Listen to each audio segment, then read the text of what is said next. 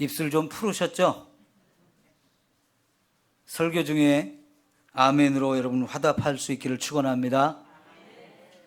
일부 예배는 그래도 입이 좀 열려서 아멘 소리를 크게 하는데, 이분은 아직도 입 좀 많이 풀어야 되겠어요. 말씀의 은혜가 될 때마다 여러분 아멘으로 화답하십시오. 예. 여러분, 영생을 무엇이라고 생각하십니까? 성경에서는 그것이 천국에서 영원히 사는 것이다 그랬어요. 히타를 좀 꺼주실까요? 어떤 사람은 잘못해서 지옥에 가서 영원히 살 수도 있습니다. 지옥에 가서 영원히 사는 것은 영생이라고 말하지 않고요, 영벌이라고 합니다. 영원히 벌 받는 것. 여러분의 인생을 어디에서 그 영원이라고 하는 시간을 보내고 싶습니까? 당연히 천국에서 하나님과 더불어 영원히 살아야 되겠지요? 예. 그러면 그 영생이라는 거 우리가 어떻게 하면 얻을 수 있을까요? 오늘 이 문제를 우리가 함께 생각해 보면서 여러분 모두가 이 문제에 대한 답을 확실하게 찾을 수 있기를 축원합니다. 이 답을 찾아야 진짜 천국에서 영원히 살 수 있게 됩니다. 그러나 여러분이 답을 찾지 못하면, 답을 주어도 이 답을 붙들지 못하면 그 사람은 지옥에서 영원히 살 수도 있어요. 여러분 가운데 한 사람도 절대로 그런 일이 있어서는 안 되겠죠? 오늘 말씀을 잘 들으시고 어떻게 해야 영생을 얻는가, 어떻게 해야 천국에 갈 수 있는가, 그 답을 확실하게 찾을 수 있기를 축원합니다. 왜 우리가 이 영생의 문제를 생각하나요? 저와 여러분은 죽을 수밖에 없는 사람들이기 때문에 그렇습니다. 우리 전에 살았던 사람들도 다 죽었죠? 이제 우리도 언젠가 죽음이 찾아올 겁니다. 그래서 인간은 영원히 살고 싶어요. 죽음을 이길 수 있는 방법을 찾습니다. 그래서 영원히 살고 싶은 마음은 이 땅에는 모든 사람들의 꿈이라는 말이에요. 여러분, 냉동인간이라고 들어보셨나요? 작년에 한 사람, 금년에 한 사람 죽었을 때 그 가족들이 장례를 치르는데 시신을 땅에 묻거나 화장을 시키지 않고요, 냉동을 시켰어요. 84세 된 어머니가 이제 연세도 드셨고 질병이 좀 있어가지고 힘들어 하시다가 죽어가는데, 죽기 전에 나 죽고 싶지 않다 자녀들에게 그랬어요. 그러나 죽었습니다. 그래서 어머님을 사랑하는 이 자녀들이 우리 어머니를 어떻게 장례를 치를까 고민하다가요, 냉동법으로 장례를 치렀어요. 시신이 사람이 죽으면 바로 몸의 피를 다 빼버리고 거기다가 조영제를 집어넣어서 급속 냉동을 시켜서 영하 196도 되는 질소 탱크에 집어넣으면 100년 이상을 보존할 수 있대요. 40대 부부가 너무너무 사랑하면서 행복하게 살았는데 어느 날 아내에게 담도암이 찾아왔어요. 그래서 결국은 죽어가는데요, 남편이 이 아내를 보는 게 너무 마음이 아파서 고민하다가 우리 아내를 냉동을 시켜야 되겠다. 그렇게 해서 작년에 한 번, 올해 한 번 우리나라에 처음으로 냉동법으로 장례를 치렀다고 그래요. 왜 그렇게 할까요?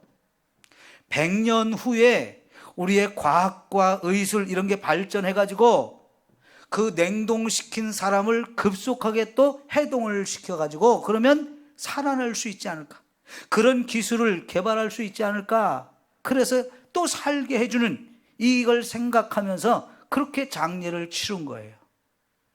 이 장례법은 러시아에서 이 장례법이 개발이 되고 미국에서 이 장례법이 개발이 됐는데, 러시아의 그 업체와 우리나라 사람이 협약을 해가지고 우리나라도 그 도움을 받아서 이렇게 장례를 치르게 되는데요. 러시아 법으로 하면 한 6천만 원 들고 미국 법으로 하면 2억 정도가 든다고 그래요. 죽어도 다시 살고 싶은 마음이 그렇게 하는 거지요. 여러분, 옛날에 중국의 진시 황제가 늙지 않는 약, 죽지 않는 약을 찾아서 영원히 살고 싶었잖아요. 그러나 그런 약들을 찾지 못했고요. 그런 방법을 찾지 못해서 죽기 전에 자기 무덤을 어마어마하게 만들고 자기 죽을 때 수많은 신하들을 함께 무덤 속으로 끌고 가서 같이 매장을 했어요. 최근에 그 진시황의 무덤을 찾아가지고 발굴을 했는데 깜짝 놀랐어요. 왜 놀랐을까요? 누가 거기 살아났나요? 무덤을 파헤쳤을 때 살아나온 사람이 있어서 깜짝 놀랐을까요? 너무나 많은 사람이 함께 매장이 됐는데요, 한 사람도 살지 못했습니다. 무덤을 지키라고 살아있는 병사는 그만두고 흙으로 수많은 병사 인형들을 만들어 가지고 자기 무덤 사방에 또 같이 만들어서 무덤을 만들었는데, 여러분, 그래도 한 사람도 못 살았어요. 지금 몇천 년이 지났잖아요. 이집트에 가면 피라미드가 있죠. 그거는 고대 왕들의 무덤인데요, 그들은 사람이 죽으면 미라로 만들었어요. 왜 그랬을까요? 그들에게는 부활 사상이 있어가지고 언젠가 죽어도 다시 살 것이다. 그래서 미라로 만들어서 보관을 한 거예요. 그런데 그 미라들도 한 사람도 다시 살아나지 못했습니다. 왜 이런 일을 하는 걸까요? 죽어도 다시 살고 싶고요, 영원히 살고 싶은 거예요. 6천만 원 혹은 2억 들여서 여러분 그렇게 장례를 치르고 싶은가요? 돈도 아깝지만 100년 후에 그런 기술이 진짜 개발될 것인지는 아무도 몰라요. 그래서 어떤 사람은 그거는 희망 고문이다 이렇게 표현하기도 했더라고요. 옛날에 그런 미라로 만들고 하던 이런 거는 왕이나 돈이 많은 부자나 절대 권력을 가진 사람 외에는 그렇게 할 수가 없었어요. 사람들마다 영생의 꿈을 꾸지만 그렇게 할 수 있는 방법이 없었단 말이에요. 결국 우리는 다 죽어야만 하는 존재인데요, 그렇게 해서 우리가 다시 살 수 있다면 참 좋겠는데 그걸로는 안 되는 거예요. 한 부자 청년이 예수님께 와서, 선생님, 우리가 무슨 선한 일을 해야 영생을 얻으리까 하고 질문하는데요, 영생을 얻고 싶은 마음인 거죠. 이게 이 사람만의 생각이 아니고요, 이 땅의 모든 사람들의 마음이에요.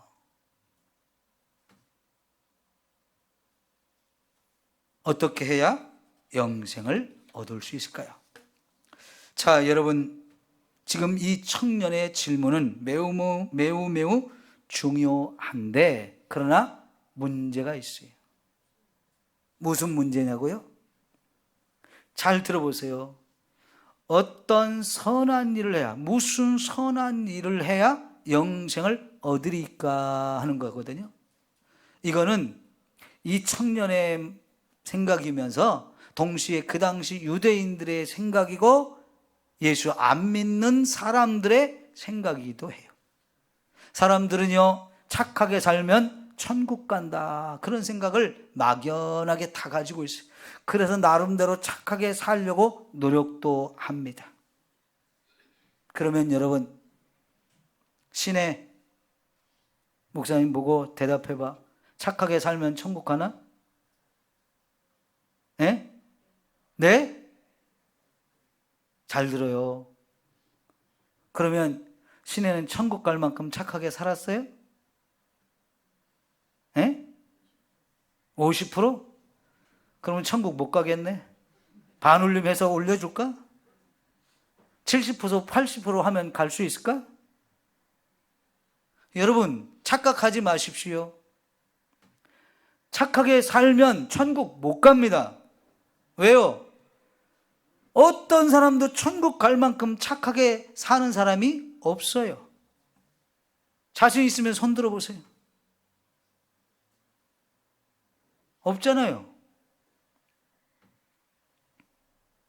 착하게 살면 천국 간다는 이 생각은 착각이고 심히 잘못된 생각이에요. 그런데 여전히 수많은 사람들이 그런 생각을 가지고 있단 말이죠. 오늘 말씀을 여러분이 잘 들어야 천국 갈 수 있는 확실한 방법을 알 수 있습니다. 예수님이 이 청년에게 말합니다. 네가 하나님의 계명을 지켜라. 어떤 계명을 지킬까요? 살인하지 말라, 간음하지 말라, 도둑질하지 말라, 거짓말하지 말라, 내 부모를 공경하라. 그리고 덧붙이셨어요. 내 이웃을 내 자신과 같이 사랑하라. 자, 여기서 살인하지 말라부터 내 부모를 공경하라는 이 말씀 10계명 중에 우리가 마땅히 지켜야 할 법이라고 하나님 주신 거예요. 이 청년이 그거 다 지켰다라고 자신 있게 자랑스럽게 얘기를 했습니다. 그러면 주님이 너 잘했다, 너 천국 갈 수 있겠다, 이렇게 칭찬도 해주고 인정해 줄 줄 알았는데요.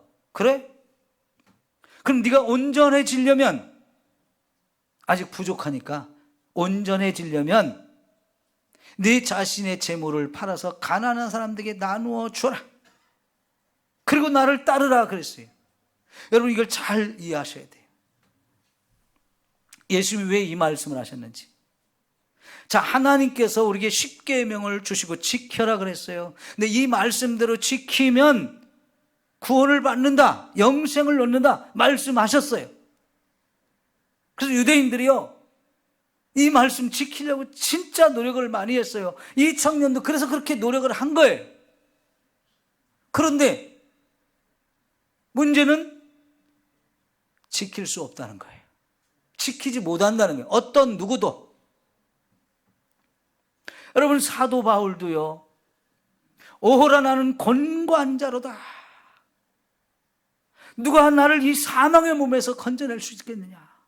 왜 그랬느냐면요, 내가 원하는 바 율법대로 행하지 못하고 원치 않는 죄만 자꾸 행한다 하면서 자신이 이렇게 심각한 문제가 있는 사람이라는 걸 고백하면서요, 난 망하게 되었다고 탄식했어요. 사도 바울이 얼마나 대단한 사람입니까? 그가 예수님을 믿기 전에 율법 바리새인으로서요, 율법을 철저하게 지키려고 정말 목숨처럼 노력했던 사람이에요. 그런데 그렇게 노력해도 지키지 못하더라는 거예요. 그래서 하나님께서 이런 율법을 주신 이유는 불완전한 율법을 주신 거 아니고요, 율법은 완전하고 선한 율법이에요. 근데 그 선한 율법을 받아놓은 저와 여러분이 해보니까 나는 할 수 없는 사람들이라는 거예요. 뭡니까? 우리는 죄인이라는 거예요.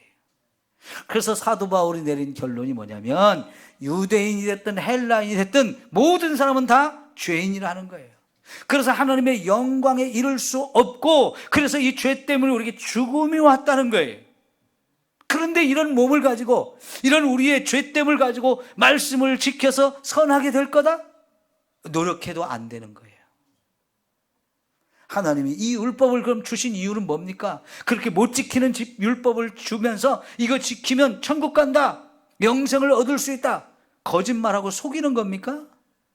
그게 아니고요, 너희들 해봐라. 그러면 너희들이 그걸 지킬 수 없는 죄인이라는 걸 깨닫게 될 거다. 우리가 죄인 됐다는 사실을 깨닫게 하려고 율법을 주셨다는 거예요. 그게 로마서와 갈라디아서에서 핵심적인 내용이에요. 그러면 여러분, 그 하나님의 뜻이 들어있는 율법, 이 율법을 받아가지고 내가 열심히 지키려고 하다 보니까 노력을 했는데 안 되는 내 자신을 보면서 사도 바울처럼 탄식할 수밖에 없는데요, 그 다음에 이 율법이 우리를 어디로 인도하느냐? 몽학 선생이 되어서 예수님께로 저와 여러분을 인도해서 예수님, 우리는 할 수 없는 죄인입니다. 그러나 영생을 얻고 싶습니다. 어떻게 해야 합니까? 예수님께 가서 물으라는 거예요. 그때 예수님께서 나를 따르라 하는 거예요. 이게 바로 영생의 길이에요. 착한 일을 해서 그 어떤 공적을 쌓아서 그 공로를 인정받아가지고 우리가 천국에 가는 게 아니고, 우리는 할 수 없는 죄인이라는 걸 인정하면서 하나님 나 좀 도와주세요, 예수님 나 좀 도와주세요 하고 예수님을 붙들 때 그 예수님이 저와 여러분의 죄도 용서하시고 죽음의 문제 해결하시고 우리의 손을 잡고 그분이 우리를 천국으로 인도하십니다. 이거 외에는 저와 여러분이 천국에 가서 영원히 살 수 있는 방법이 없어요. 자, 다시 말합니다. 영생을 어떻게 얻는다고요? 예수님을 믿음으로. 여러분, 다시 한번 확실하게 여러분 깨달으십시오. 예수님을 믿어야만 영생을 얻을 수 있고 천국에 갈 수 있습니다. 내가 곧 길이요 진리요 생명이니 나로 말미암지 않고는 아버지께로 올 자가 없느니라. 천하 인간의 구원을 얻을 만한 다른 이름을 우리에게 주신 적이 없다. 무슨 일, 누구의 이름이에요? 예수님의 이름 외에는 구원을 얻을 만한 다른 이름이 없다는 거예요. 요한복음 3장 16절에 뭐라고 그랬어요? 하나님이 세상을 이처럼 사랑하사 독생자를 주셨으니 이는 저를 믿는 자마다 멸망당하지 아니하고 영생을 얻게 하려 하심이라. 예, 이 하나님이 우리에게 보내신 그 아들 예수 그리스도를 믿으면 영생을 얻는다는 거예요. 요한일서 5장 13절에 보면 하나님의 아들의 이름을 믿는 너희에게 내가 이 편지를 쓰는 이유, 이 편지를 쓰는 목적이 뭔지 아느냐? 너희에게 영생이 있음을 알게 하려 함이라 그랬어요. 하나님의 아들을 믿으면 영생이 있다는 걸 알아야 된다는 거예요. 영생을 주셨다는 거예요. 자, 여러분, 영생을 얻으셨습니까? 그 영생이 지금 여러분에게 있습니까? 마스크를 썼으니 입을 열었는지 안 열었는지 알 수가 없네. 에? 여러분, 예수님을 꼭 믿으셔야 돼요. 이 예수님 외에는 저와 여러분이 천국 갈 수 있는 방법이 없어요. 자, 예수님께서 이 청년에게 이런 율법을 지켜라 하면서 마지막에 그 십계명에 없는 얘기를 덧붙이셨어요. 내 이웃을 너 자신처럼 사랑해라. 이거는 십계명에 들어있지 않은 내용인데 사실은 살인하지 말라, 간음하지 말라, 도둑질하지 마라, 거짓 증언하지 마라, 내 부모를 공경하라. 이 모든 율법 속에 담겨있는 근본적인 의미가 이웃을 사랑하라는 거였어요. 그러니까 이웃을 내 몸처럼 사랑하라는 것은 이 율법 속에 하나님이 이 율법을 우리에게 주신 근본적인 목적이 사랑하라는 거였어요. 사랑을 하되 사랑하면 살인할 수 없는 거고, 거짓말할 수 없는 거고, 남의 걸 도둑질할 수 없는 거고, 부모님을 사랑하는데 어떻게 효도를 안 합니까? 이 모든 율법이 결국은 사랑이었어요. 그걸 일부러 예수님이 덧붙이면서 이 청년에게, 그러면 네가 그 말씀 다 지켰다고 그러는데 네가 온전하려면 네 재산 팔아서 가난한 사람들에게 나눠주라. 그런데요, 말은 좀 끝까지 들어봐야 되는데, 그죠? 거기서 딱 걸렸어요. 뭐라고? 내 재산을 팔아서 가난한 사람들한테 나눠주라고? 거기서 딱 걸려가지고 그 다음 예수님이 하시는 말씀이 귀에 안 들어왔어요. 그럼 여러분은 한번 봅시다. 21절. 내가 온전하고 잘진데 가서 내 소유를 팔아 가난한 자들에게 주라. 거기까지만 말씀하셨어요? 그 다음 뭐라고 했어요? 그리하면 하늘에서 내 보화가 내게 있으리라. 이 말은 안 들렸어요. 그리고 또 다음 말씀. 그리고 와서 나를 따르라. 자, 여러분, 그럼 이 사람은 돈이 있어요. 재물이 많아요. 그런데 주변에 가난한 사람들이 있어도 그들을 모른 채 했어요. 도와주고 좀 섬겨주고 나눠주고 베풀면 될 텐데 나만 잘 먹고 잘 살겠다는 이 마음을 가지고요, 아니 어쩌면 그 가난한 사람들의 콧구멍에 다 박혀있는 호박씨까지도 빼먹으려고 욕심을 부리며 살았는지도 몰라요. 나만 잘 먹고 잘 살면 된다. 그렇다는 얘기는요, 사랑이 없다는 얘기죠. 아무리 율법을 지켰어도 그건 형식적으로만 지킨 거예요. 진짜 그 율법을 주신 하나님의 마음, 사랑하라는 이 마음은 전혀 깨닫지 못하고, 나 살인 안 했어, 나 간음 안 했어, 나 거짓말 안 했어, 이런 생각만 하며 사는 거예요. 그럼 이거는 율법을 제대로 지키지 못한 거예요. 예수님은 이 청년과 당시 유대인들이 다 이렇게 살고 있는 것이 잘못됐다는 걸 가르치려고 이 말씀을 하신 거지요. 왜 우리가 이렇게 하나님의 선한 생명이 담겨있는 율법을 받아 가지고도 못 지킵니까? 아담과 하와의 후손으로 태어난 저와 여러분은 다 죄가 유전이 되었어요. 그 죄로 인해서 저와 여러분이 오염되어 있기 때문에 선하게 살아야 된다는 거 압니다. 착하게 살아야 된다는 거, 그것이 하나님 뜻이라는 것도 압니다. 그런데 해보려고 해보니까 안 되는 나를 발견하는 거예요. 왜요? 죄로 오염되어 있으니까. 착하게 살고 싶은 마음도 있는데 이게 안 되는 거예요. 그래서 사도 바울 같은 사람도 왜 이게 안 되느냐? 내가 율법을, 하나님의 내가 원하는 것은 율법대로 사는 건데 원치 않는 죄만 자꾸 짓는 이런 나의 모습을 보면서 탄식할 수밖에 없는 거지요.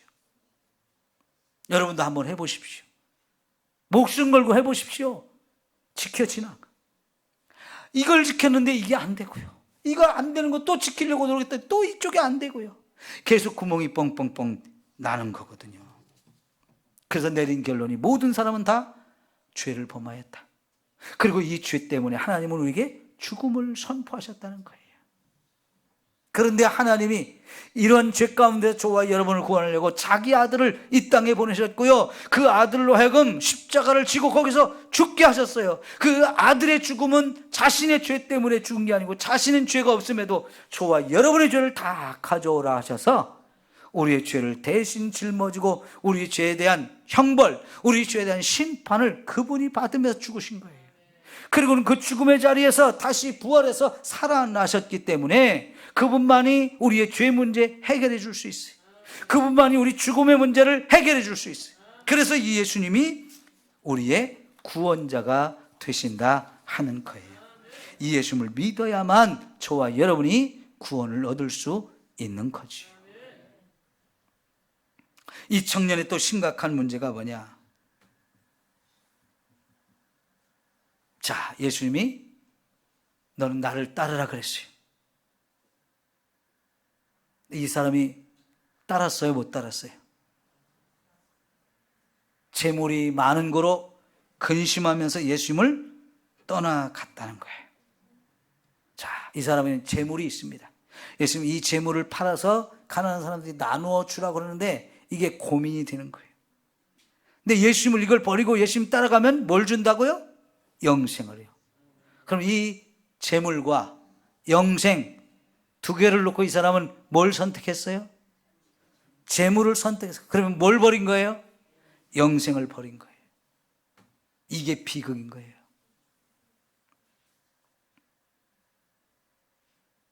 그 돈이 있으면 영생을 살 수 있나요? 그 사람이 권력을 가지면 영생을 살 수 있나요? 세상에 그 어떤 것으로도 이 영생이라는 걸 얻을 수가 없습니다. 우리가 가진 것 다 동원해도요. 여러분, 천하보다도 한 생명이 귀하다고 그랬죠? 우리 각자가 다 그 생명이 얼만큼 귀하느냐? 천하를 주고도 안 바꿔요. 그만큼 귀해요. 뭘 주고 이 생명을 바꾸겠습니까? 근데 그 생명이 영원히 사는 거예요. 뭘 가지고 이 영생을 얻을 겁니까? 이 청년은 주님을 따르면 영생을 얻을 수 있다고 주님이 말씀하시는데 영생을 포기하고 재물을 선택했어요. 왜? 이 땅에서 잘 먹고 잘 살려고. 그러면 그 재물을 가지면 얼마나 살 수 있을까요? 이 재물을 가지면 죽음의 문제 해결할 수 있나요? 이건희 씨도 어마어마한 돈을 들여서 자기 병원 삼성병원에 오랫동안 누워있다가 결국은 죽었어요. 그 사람이 죽고 싶었겠어요? 돈이 없어서 그 문제 해결을 못한 거예요? 돈이 있어도 해결을 못하는 거잖아요. 여러분, 정말 이 어리석은 청년과 같은 선택이 여러분에게는 없기를 바라요. 영생이 여기 있는데 뭘 가지고 이걸 얻을 거예요? 이 영생을 포기하고 더 얻을 게 뭐가 있어요? 그 어떤 것으로도 영생을 얻을 수는 없습니다. 제가 택시를 타고 어느 날 전도를 했더니 기사님이 말도 마십시오. 난 교회 안 갑니다. 깜짝 놀라서 왜 그런 말씀을 하세요? 우리 형수 때문에 안 갑니다. 우리 형수 그년이 얼마나 못된 건지 큰 며느리가 돼가지고 부모님을 잘 못 모신다는 거예요. 내가 둘째 아들인데 그 꼴 보기 싫어가지고 그게 고액 권사인데 그 짓 하니까 나 교회 안 갑니다. 깜짝 놀랐어요. 그 형수가 권사든 그 사람이 잘못하든 그건 하나님이 알아서 하실 일이고요. 기사님은 예수 믿고 천국 가야죠. 그 사람 정죄하고 그 사람 심판하면서 당신은 왜 천국을 포기합니까? 그 사람 때문에 당신이 천국 가는 길을 왜 포기하는 거예요? 그래도 못 알아들어요. 그 형수가 천국으로 보내주는 사람이에요? 그건 아니잖아요. 여러분, 무엇 때문에 천국을 포기하고 누구 때문에 천국을 포기한다면 그거는 제일 어리석은 사람이에요. 제일 안타까운 사람이에요. 이 부자 청년과 똑같아요. 여전히 사람들이 예수 믿으면 뭐 때문에 뭐가 어렵고 뭘 해야 되고 하면서 교회 가면 헌금 많이 해서 못 간다니 참 어리석은 생각들을 하고 있는 거예요. 27절부터 보십시다. 예수께서 이에 베드로가 대답하여 이르되 보소서 우리가 모든 것을 버리고 주를 따라 싸운데 그런즉 우리가 무엇을 얻으리까? 참 감사하게도 예수님의 제자들이요 나를 따르라 부르실 때 진짜 그들이 직업도 내려놓고요 가족들을 부양해야 되는 사람들인데 그걸 내려놓고 예수님을 따라갔어요. 베드로가요 그래서 질문을 한 거예요. 우리는 무엇을 얻으리까? 자 28절에 예수께서 이르시되 내가 진실로 너희에게 이르노니 세상이 새롭게 될 것이다. 세상이 새롭게 된다는 게 뭐예요? 저와 여러분이 살고 있는 이 세상에 끝날이 있다는 겁니다. 그 끝날 때 우리가 가지고 있던 재물, 손에 들고 자랑하던 그거 영원할까요? 다 모래알같이 빠져나갈 겁니다. 연기되어 사라질 것입니다. 그때까지 그걸 붙들고 뭐 할 거예요? 그리고 인자가 영광의 보좌에 앉을 것을 볼 거다. 예수님이 온 세상의 왕이 되신다는 거예요. 그를 따르는 이 제자들 예수님과 함께 보좌에 앉아서 이스라엘 12지파를 심판할 것이라고 말씀하시면 그 다음에 말씀 잘 보세요. 또 내 이름을 위하여 집이나 형제나 자매나 부모나 자식이나 전토를 벌인 자마다 여러 배로 받고 또 영생을 상속하리라. 예, 여러분 아까 이 청년이 내 재산을 팔아서 가난한 자에게 나눠주라 거기 딱 걸렸다고 그랬죠. 그 다음 말이 안 들렸어요. 왜? 이걸 팔아서 남에게 주라는 말이 도저히 받아들일 수 없고 용납할 수가 없어서요. 순종할 수가 없어서요. 그런데 예수님은 그것이 끝이 아니었어요. 나눠주는 것으로 끝이 아니고요. 그러면 하늘에서 보화가 내게 있을 것이라고 하는데 거기서 뭐라고 그랬습니까? 여러 배를 받고 또 영생을 상속하리라.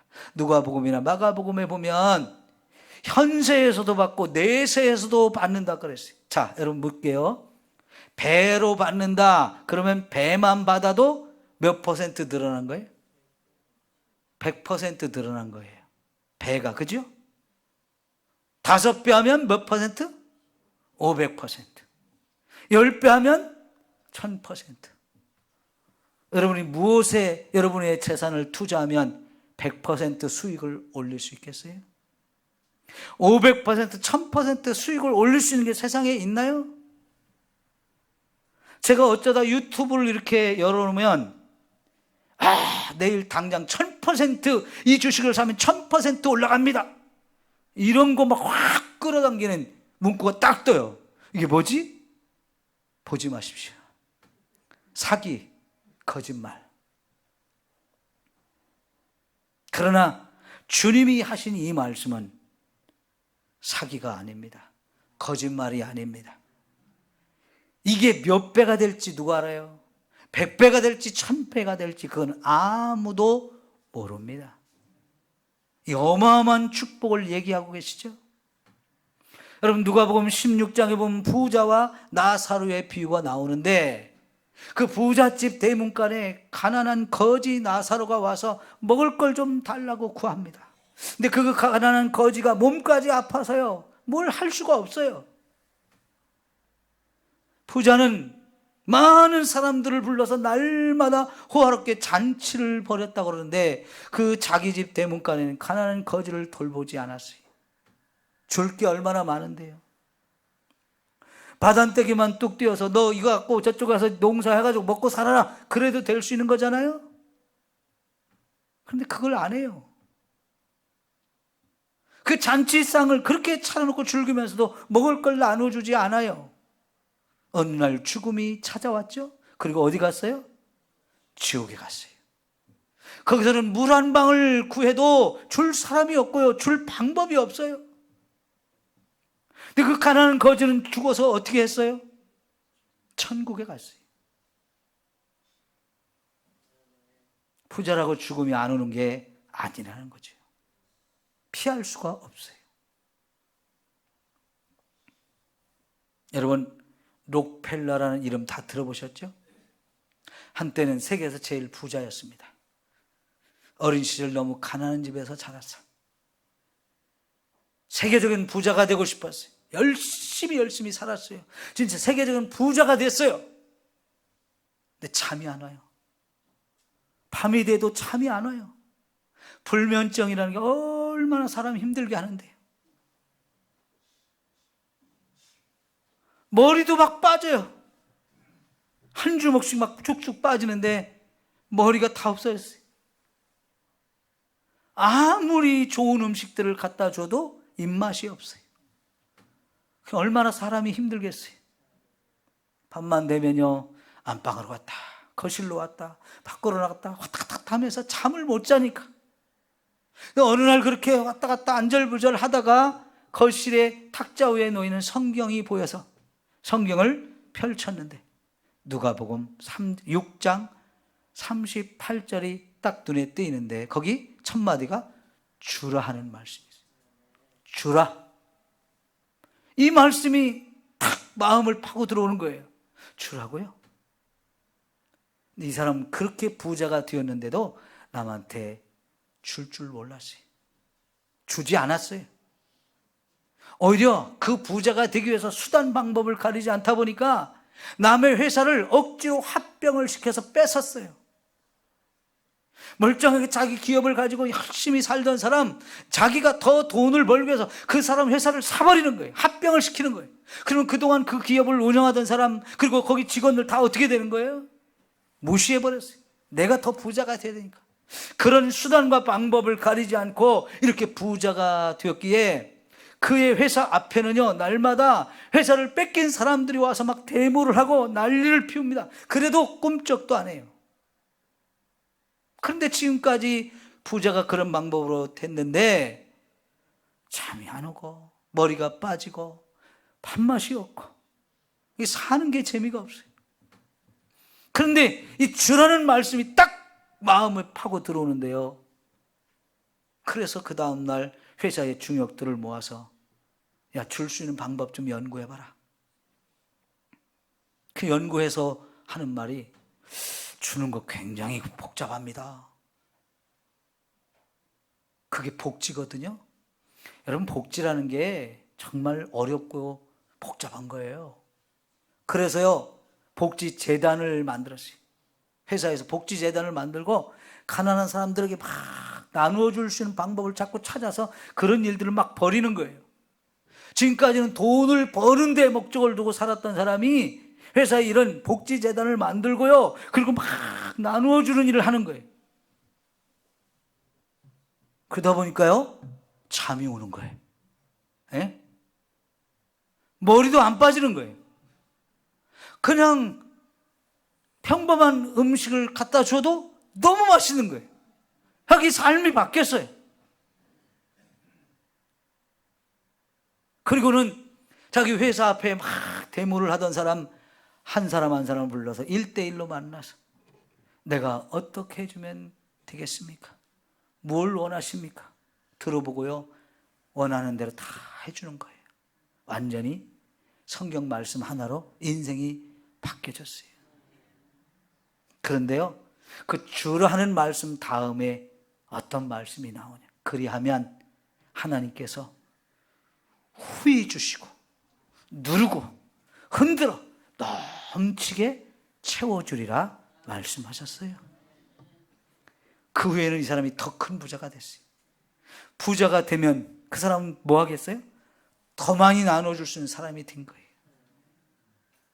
여러분, 영생도 얻으시고 이런 축복도 누리며 사는 여러분 모두가 되기를 축원합니다. 이거 손에 있는 거 쥐고 있다가 영생을 포기하는 자가 되지 마십시오. 눈꼴 사나운 그 어떤 사람 때문에 당신이 가야 할 그 영생의 길을 포기하지 마십시오. 그 어떤 것으로도 이 영생은 살 수가 없어요. 오직 예수님만이 저와 여러분의 구원의 길이고 구원의 방법입니다. 그분이 우리의 손을 잡고 천국으로 인도해 주어야만 우리가 천국에 가서 주와 함께 영원히 살 수 있으니까요. 기도합시다. 하나님 아버지, 오늘 이 어리석은 부자 청년처럼 살지 않기를 원합니다. 겉모습만 율법대로 말씀대로 다 지키며 살았다고 스스로 위안하고 자랑 삼지 않게 하옵소서. 그것이 착각이요 어리석었다는 것을 오늘 우리가 깨닫습니다. 마음은 원하지만 또 노력도 하지만 내 속의 죄가 나를 자꾸만 죄를 짓게 만듭니다. 율법을 지키지 못하게 만듭니다. 이런 나의 어리석음과 연약함과 죄됨을 인정하고 나를 위해서 이 땅에 오신 하나님의 아들 예수를 믿게 하옵소서. 그 예수를 믿으면 멸망치 않고 영생을 얻으리라 말씀하시고 약속하셨으니 그 말씀 의지에서 우리는 예수님을 믿습니다. 그 예수님 우리의 손을 잡고 우리의 죄를 다 씻어주시고 죽음을 이기셔서 천국으로 우리를 인도해 주심을 믿습니다. 오늘 이 자리에는 모든 성도들 예수님을 믿고 천국 가게 하옵소서. 손에 있는 것 때문에, 내가 그토록 원하는 것, 세상적인 것 때문에 영생의 길을 포기하지 않게 하옵소서. 예수님의 이름으로 기도하옵나이다. 아멘.